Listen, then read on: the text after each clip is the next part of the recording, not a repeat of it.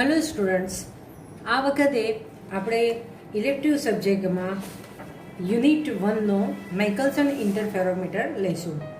બેબીનેટ કમ્પન્સેટર આપણે જોયું, ફેબ્રીપેરોડિટેલન જોયું અને આજે આપણે માઇકલસન ઇન્ટરફેરોમીટર લઈશું.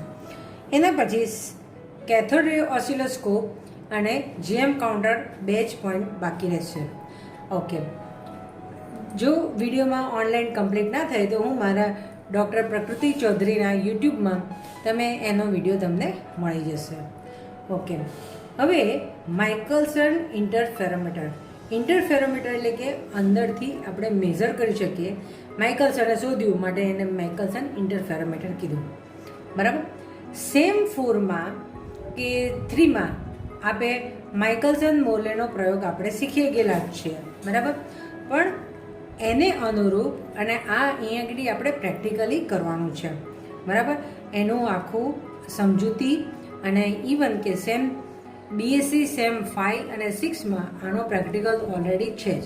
એક તો તરંગ લંબાઈ શોધવાનો છે આપણે અને તરંગ લંબાઈના તફાવત શોધવાનો પણ પ્રયોગ આપણે ઓલરેડી છે જ, બરાબર. ઈચ્છીએ કે પ્રેક્ટિકલ તમને કરવા મળે. ઓકે, જેમ આપણે અત્યાર સુધી કરીએ છીએ એમ કે પહેલાં ઇન્સ્ટ્રુમેન્ટ જે છે માઇકલસન ઇન્ટરફેરોમીટરનો એનું ઇન્સ્ટ્રુમેન્ટ સમજીએ છીએ, સિદ્ધાંત, રચના અને કાર્ય સમજીએ છીએ અને નેક્સ્ટ લેક્ચરમાં એનું વર્કિંગ કરીએ છીએ અને વર્કિંગ પછી એની આપણે વિડીયો આપણે શેર કરીએ છીએ. ઓકે, સમજવા માટે એવું જ અહીંયા આગળ કરીએ. માઇકલસન ઇન્ટરફેરોમીટરમાં તો પહેલાં તો કે એ કઈ કઈ ઘટના ઉપર આધારિત હશે, તો કે કંઈથી પરાવર્તન થયું, બરાબર. અને અહીંથી અહીંયા આગળ વક્રી ભવન થયું, પાતળી તકતી છે અને વક્રી ભવનથી પછી આ બાજુ ગયું, અહીંથી જતું કિરણ અને અહીંથી પાછું આવતું. એટલે કે અહીંયા આગળ કે વ્યતિકરણ રચાય છે, બરાબર. બે વ્યતિકરણ એટલે શું? પહેલાં કે બે સેમ 2માં આપણે શીખી ગયા છે, બે કે તેથી વધુ તરંગો માધ્યમના કોઈ એક બિંદુ પર સંપાત થાય તો તે બિંદુ એ સંપાતીપણા સિદ્ધાંત અનુસાર ગતિ કરશે, બરાબર. અને એ જ વસ્તુ અહીંયા આગળ એપ્લાય કરીએ છીએ. એટલે જ્યારે પણ આના સિદ્ધાંતની વાત કરીએ ત્યારે તે તો પરાવર્તન, વક્રીભવન અને વ્યતિકરણના સિદ્ધાંત પર આખું રચાયેલું છે, બરાબર. મેઇન હવે વ્યતિકરણના બે પ્રકાર, એટલે કે તરંગ અગ્ર, એટલે કે આવી રીતે તરંગો જતા હોય એટલે કે એનું વિભાજન થાય. બે સ્લીટ મૂકીએ, બરાબર, તો એ ફરીથી ઉદ્ગમ તરીકે વર્તે, તાને શું કહેવાય? તરંગ અગ્રનું વિભાજન થયું, બરાબર. અને પાતળા સ્થળમાં રચાતું વ્યતિકરણમાં કે કોઈ એક કિરણ તમે આપાત કરો છો, એમાં તમે અહીંયા આગળ આપાત કર્યું એટલે વક્રીભવન થયું, એટલે વક્રીભવન એટલે કે થોડુંક વાંકું વળ્યું અને એનું એ જ કિરણ અંદર ને અંદર આપણે પસાર થાય છે, બરાબર. એટલે શું થયું કે અહીંયા આગળ કંપ વિસ્તારનું વિભાજન થયું, એટલે કે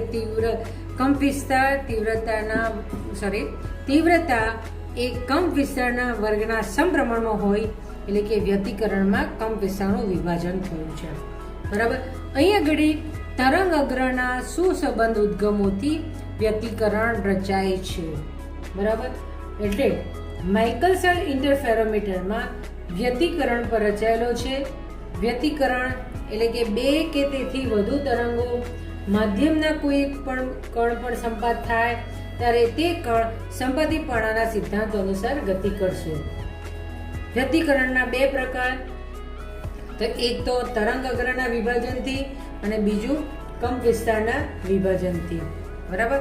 સિદ્ધાંત શું છે કે પ્રકાશનું એક કિરણને પૃથ્વીની ગતિની દિશામાં અને બીજું કિરણને પૃથ્વીની ગતિને લંબ દિશામાં, એટલે આને આવી રીતે અને અહીંથી આ લંબ દિશામાં જ્યારે ગતિ કરાવી, એટલે અહીંથી અરીસા દ્વારા પાછું આવે, ગતિ કરાવીને રાઉન્ડ ટ્રીપ અહીંથી આમ પાછું ફરે, એટલે કે રાઉન્ડ ટ્રીપ પૂરી કરી મૂળ સ્થાને પાછા લાવવામાં આવે તો તેમના એ જે બિંદુ પર ભેગા થાય, એટલે કે સંપાતીપણા સિદ્ધાંત અનુસાર એ વ્યતિકરણની શલાકાઓ તમને જોવા મળે છે.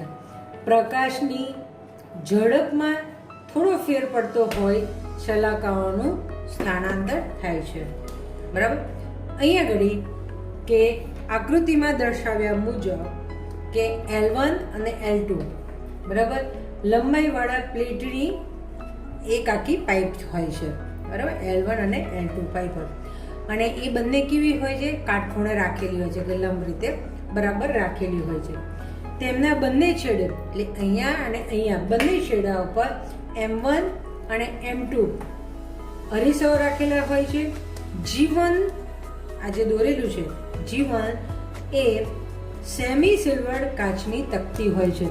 એટલે કે અહીંયા ઘડી થોડુંક સિલ્વરનું તમારું પડ હોય છે, સેમી સિલ્વર્ડ બરાબર પડ હોય છે. એટલે કે પ્રકાશનું કિરણ આવ્યું એટલે વક્રીભવન થયું બરાબર.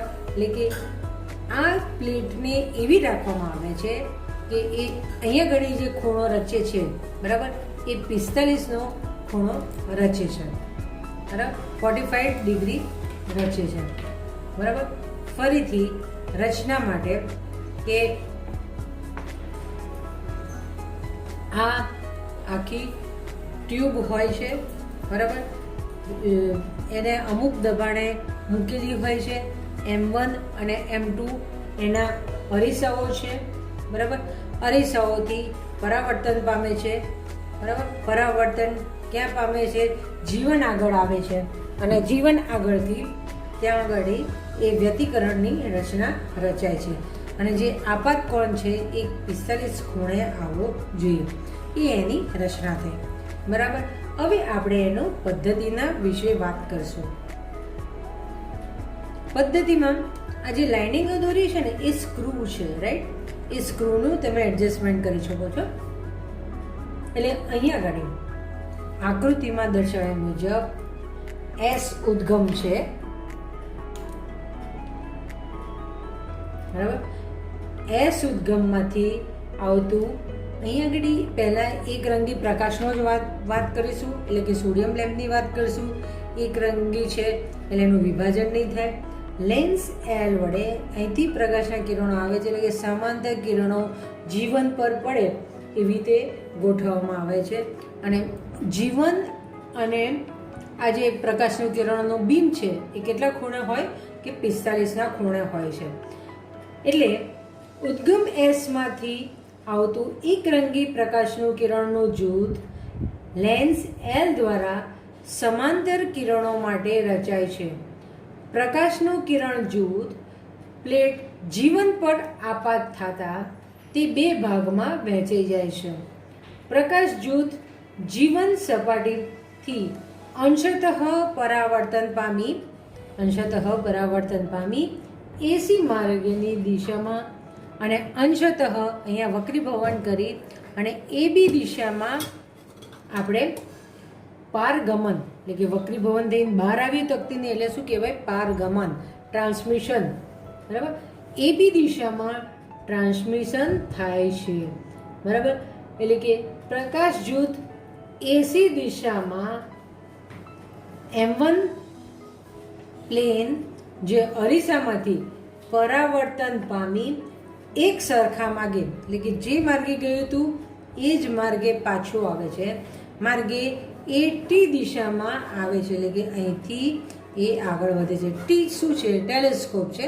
જ્યાં ઇન્સ્ટ્રુમેન્ટનું જે ટેલિસ્કોપ ગોઠવેલું છે આને અનુરૂપ એટલે કે અહીંયા જે રચાતા વલયો છે અહીંયા દેખાય એ પ્રમાણેનું અહીંયા આગળ ટેલિસ્કોપ હોય છે બરાબર. પારગમન કિરણ એટલે કે અહીંથી જે બહાર આવેલું કિરણ એ કિરણ બીમ એ પ્લેટ M2 અરીસોથી સરખા પદે એટલે કે એના એ જ માર્ગે પાછું આવે છે બરાબર. અને પરાવર્તન પામી અને એના એ જ માર્ગે પાછું આવે છે. એટલે કે અહીંયા ઘડી અને પછી અહીંથી શું થાય છે કે એટી માર્ગે આગળ વધે છે. જો એક અહીંયા ઘડી અંશતઃ પરાવર્તન પામી એસીના માર્ગે ગયું, અહીંથી પાછું આવ્યું અને એટી માર્ગે આવે. અને અમુક શું થયું કે અહીંયા આગળ વક્રીભવન થયું. વક્રીભવન અત્યારે G2ની આપણે વાત નથી કરતા, માઇન્ડમાં રાખો. અને અહીંથી આગળ આવી અને M2 અરીસાથી પછી પાછું એના એ જ માર્ગે પાછું હોય એ આગળ આવી અને પછી એટી માર્ગે આગળ જાય છે બરાબર. એટી આગળ બે પ્રકાશ જૂથ ભેગા થતા એક ઉદ્ગમના કંપ વિસ્તારનું વિભાજન થાય છે, બરાબર. અને સુસંબંધથી એટલે કે આનું વિભાજન થાય છે, એટલે કે એના મેઇન જે હતું એનું વિભાજન થાય છે. અને અહીંયા આગળ શું થાય છે કે સંપત્તિપણા સિદ્ધાંત અનુસાર અહીંયા આગળ કે વ્યતિકરણ રચાય છે, બરાબર. વિભાજન થયું એટલે કે તરંગ અગ્રનું વિભાજન ન થતાં અહીંયા આગળ શું થયું, કંપ વિસ્તારનું વિભાજન થયું છે, બરાબર. અને તમે અહીંથી જુઓ તો અહીંથી તમને શું મળશે કે વલય આકારની શલાકાઓ જોવા મળશે, બરાબર. આકૃતિમાં પ્રકાશનું કિરણ જૂથ એસ ઉદ્ગમથી શરૂ થઈ M1 અરીસાથી પરાવર્તન પામી જીવન તકતી આગળ, એટલે અહીંથી ગયું, અહીંથી ગયું, અહીંથી ગયું, એટલે કેટલી વખત પ્રકાશ પસાર થયું, એટલે કે 3 વખત કે અહીંયા પસાર થયું અહીંયા આગળ, બરાબર. અને G2 પ્લેટની ગેરહાજરીમાં કે M2 અરીસાથી પરાવર્તન પામી અને જીવન પાછું કેટલી વખત આવે છે, એટલે કે એક જ વખત અહીંયા આગળ પસાર થાય છે. જીવન પ્લેટમાં કેટલી વખત પસાર થાય એ જો, જીવન પ્લેટમાં અહીંયા આગળ કેટલું, અહીંથી આવ્યું, અહીંથી પરાવર્તન થયું, અહીંયા આવ્યું, એટલે 3 વખત પસાર થયું જીવન પ્લેટમાં. અહીંયા આવ્યું, અહીંથી અહીંયા ગયું, અહીંથી ગયું, અહીંથી પાછું આવ્યું, એટલે અહીંયા 3 વખત થયું. અને અહીંયા આગળથી જઈને પાછું આવ્યું એટલે કેટલી વખત થયું, એક જ વખત પસાર થયું, બરાબર. એટલે અહીંયા 3 વખત અને આ બાજુ શું થયું કે એક જ વખત થયું, બરાબર. પણ આ પથ તફાવત એટલે કે એનો પથ અહીંયા 3 વખત થયો ને અહીંયા 1 વખત, એ પથ તફાવત નાબૂદ કરવા માટે કે જીવન પ્લેટની આની જેટલી જાડાઈ છે એટલી જ જાડાઈની કે G2 પ્લેટ જીવનને સમાંતર બિલકુલ રાખવામાં આવે છે. આને બિલકુલ સમાંતર રાખવામાં આવે.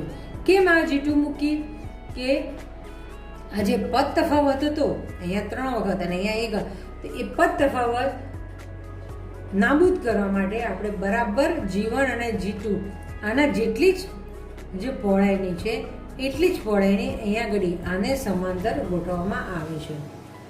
સાધન ટી ને ટેલિસ્કોપ જે છે એ માઇકલસન ઇન્ટરફેરોમીટર છે, ત્યાં જોતા અહીંથી જોઈએ એટલે આપણને શું દેખાશે, એક તો કે M1 અરીસો આપણને દેખાશે અને બીજું શું દેખાશે, આ M2 સીધું ના દેખાય, M2 નું પ્રતિબિંબ દેખાશે, બરાબર. આભાસી પ્રતિબિંબ દેખાશે, બરાબર. એટલે M1 નું પ્રતિબિંબ અને M1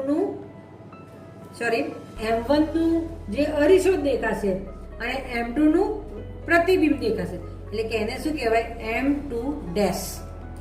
આનું પ્રતિબિંબ થયું એટલે કે M2 ડેશ તમને જોવા મળશે. અને એ કેવું થયું, એ ઓરિજિનલ છે જ નહીં, આપણે અહીંથી સીધા જોઈએ છે, બરાબર. એટલે આપણને આ દેખાય, આ તો ના દેખાય, બરાબર.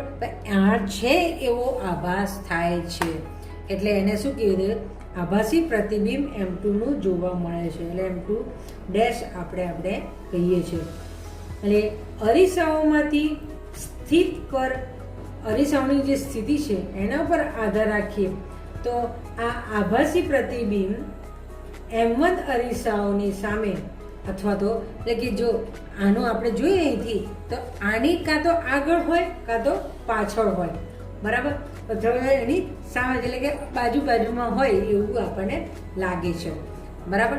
ફરીથી કે માઇકલસન ઇન્ટરફેરોમીટર એ કઈ ઘટનાને આધારિત છે, તે કે મેઇન વ્યતિકરણની ઘટનાને આધારિત છે, બરાબર. વ્યતિકરણની ઘટનાને આધારિત હોય એમાં 2 છે કે તરંગ અગ્રના વિભાજન અને આ શું છે કે કંપ વિસ્તારનું વિભાજન. એટલે કે એક જ પ્રકાશની તરંગ લંબાઈ હોય, તીવ્રતા હોય, એનું વિભાજન થાય તો એને શું કહેવાય, કંપ વિસ્તારનું વિભાજન કહેવાય છે. એટલે વ્યતિકરણ રચવાની રીતો કેટલી, તો કે 2. એક તો તરંગ અગ્રના વિભાજનથી અને બીજી છે કંપ વિસ્તારના વિભાજનથી, બરાબર. એટલે કે આ એનું વ્યતિકરણની સમજૂતી છે.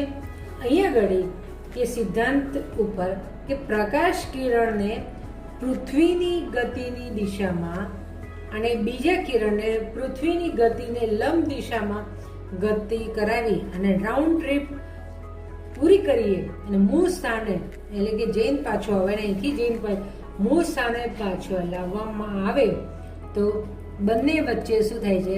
સંપત્તિપણાનો રચાય છે.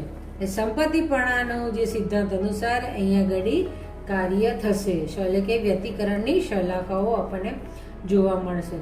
પ્રકાશની ઝડપમાં થોડો પણ ફેરફાર હશે તો શલાકાનું સ્થાનાંતર એટલે કે જો અહીંથી ને અહીંથી આવતું જો એનું ફેર હશે તો પણ શલાકાનું સ્થાનાંતર જોવા મળશે.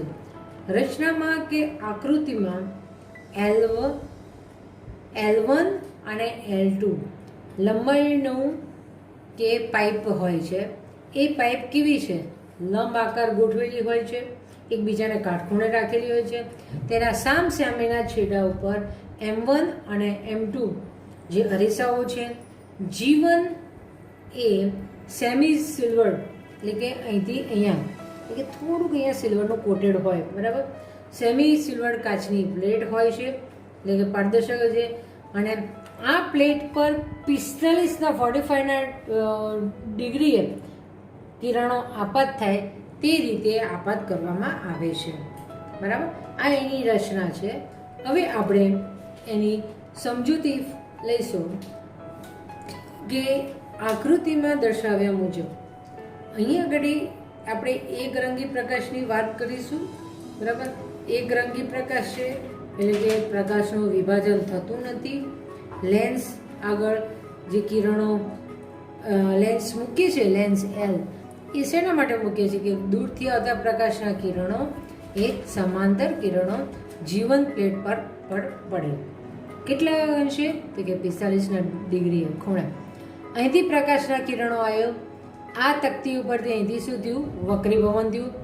અમુક શું થાય છે? એ પરાવર્તન થાય છે એટલે કે કયા માર્ગે જશે કિરણ જૂથ? કે AC માર્ગે જશે, બરાબર. અને અમુક શું થશે? વક્રીભવન પામી અને પારગમન એટલે કે બહાર જાય છે. બહાર જશે એટલે કયા માર્ગ જશે? A થી B. હાલ આપણે G2 ની વાત કરતા નથી, બરાબર. A થી B બાજુ જશે એટલે કે પ્રકાશનું કિરણ એક હતું અને બે ભાગમાં વિભાજ્યું એટલે આપણે કયું વ્યતિકરણથી રચીએ છીએ? અહીંયા વ્યતિકરણ રચાશે કંપ વિસ્તારના વિભાજનથી વ્યતિકરણ રચાય છે, બરાબર. હવે આ જે કિરણ બહાર ગયું A થી C થયું. અહીંયા અરીસો છે એટલે કે અહીંયા આગળ શું હોય કે સિલ્વર કોટેડ હોય અને અહીંથી એના એ જ માર્ગે પાછું આવે છે. A થી C માર્ગે ગયું અને C થી પાછું આવે. ફરીથી અહીંયા આવ્યું, અહીંથી વક્રીભવન થયું એટલે કે A થી C માર્ગ એટલે કે જીવન આગળ એ કેટલી વખત પસાર થશે? A થી C માટે તો કે 3 વખત પસાર થશે. તેવી જ રીતે અહીંથી આ જે પારગમન પામેલું કિરણ છે એ A થી B તરફ જશે અને એટલે B તરફ એટલે કે M2 બાજુ આવે. M2 શું છે? અરીસો છે, બરાબર. એને લંબ આપાત થશે એટલે એ કિરણ એના એ જ માર્ગે અહીંયા આગળ પાછું આવશે એટલે કે અહીંથી આવતું પ્રકાશનું કિરણ અને અહીંથી પ્રકાશનું કિરણ જે ભેગું થઈ અને AT માર્ગે આગળ આવે તો એટલે બંને વચ્ચે શું રચાય કે વ્યતિકરણ રચાશે. વ્યતિકરણ રચાશે એટલે કે વલયો આપણને જોવા મળશે, પ્રકાશિત અપ્રકાશિત. થોડુંક પણ પ્રકાશનો ફેરફાર હશે તો વલયોમાં ચેન્જીસ જોવા મળશે, બરાબર. હવે એ તો તમે જોયું કે અહીંયા વ્યતિકરણ રચાય, પણ તમે એ માર્ક કર્યો છે કે અહીંયા આગળ 3 વખત ગયું, બરાબર. એટલે કે એક જૂથ S આગળથી શરૂ કરીને M1 આગળથી પરાવર્તન પામી જીવન તકતી આગળ 3 વખત એ પસાર થયું. જ્યારે G2 પ્લેટની ગેરહાજરીમાં આ ન હોય ત્યારે M2 અરીસાથી પરાવર્તન પામી જીવન પ્લેટ એટલે કે તકતી આગળ એક જ વખત પસાર થયું, આ ન હોય તો, બરાબર. તો એના લીધે શું થાય છે કે પદ તફાવત થાય છે, આ 3 વખત અને આ 1 વખત. આ નાબૂદ કરવા માટે એટલે કે આ ન હોય તો એના માટે આ નાબૂદ કરી લે કે 3 વખત ને 1 વખત જીવન જેટલી જ જાડાઈની જીવન જેવી જ સમાંતર G2 તકતી મૂકવામાં આવે છે, બરાબર. અને સાધનની કી જે ટેલિસ્કોપ છે માઇકલ્સન ઇન્ટરફેરોમીટર ત્યાંથી જોતા આપણને M1 અરીસો તો સીધો દેખાશે, જ્યારે બીજું શું દેખાશે કે M2નું પ્રતિબિંબ, એટલે અહીંથી જે પ્રકાશનું કિરણ આવ્યું એનું શું દેખાશે? પ્રતિબિંબ. અરીસો નથી દેખાતો, એટલે આપણે એને શું કીધું? M2 કીધું, બરાબર. હવે આ M2 નું પ્રતિબિંબ કેવું દેખાશે? કાં તો એની આગળ હોય, પાછળ હોય, કાં તો બાજુમાં, બરાબર. એટલે કે એને જો એકાકાર કરીએ, આ પ્રતિબિંબને આની સાથે એકાકાર કરીએ તો આપણને સુસ્પષ્ટ જે વલયો છે એ આપણને જોવા મળે છે, બરાબર. હવે અહીંયા આગળ થોડુંક આપણે એની કાર્યની વાત કરીએ કે લેન્સ L વડે ઉદ્ગમ થતા કિરણો, સમાંતર કિરણો જીવન પ્લેટ પર 45ના ખૂણે આપાત થાય છે.